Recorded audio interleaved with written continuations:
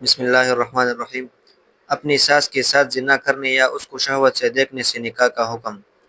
سوال: یہاں پر ایک نوجوان نے سوال کیا ہے کہ مسئلہ یہ ہے کہ ایک آدمی ہے، اس نے اپنی ساس کے ساتھ زنا کیا ہے، لیکن بعد میں اسے معلوم ہوا کہ اس سے بیوی حرام ہو جاتی ہے۔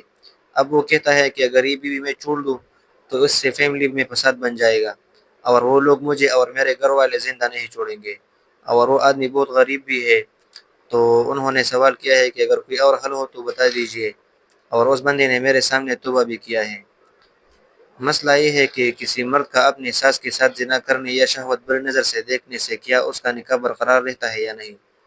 جواب: اگر کوئی مرد اپنی ساس کے ساتھ زنا کر لے تو حرمت مظاہرت ثابت ہونے کی وجہ سے اس مرد کا نکاح اپنی بیوی سے ختم ہو جاتی ہے، اور اس کی بیوی اس پر ہمیشہ کے لیے حرام ہو جاتی ہے۔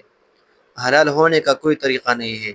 اپنے ساس کو شہوت کی نظر سے دیکھنا حرام ہے، لیکن صرف شہوت کی نظر سے دیکھنے سے حرمت مصاہرت ثابت نہیں ہوتی، اس لیے نکاح پر کوئی اثر نہیں پڑتا۔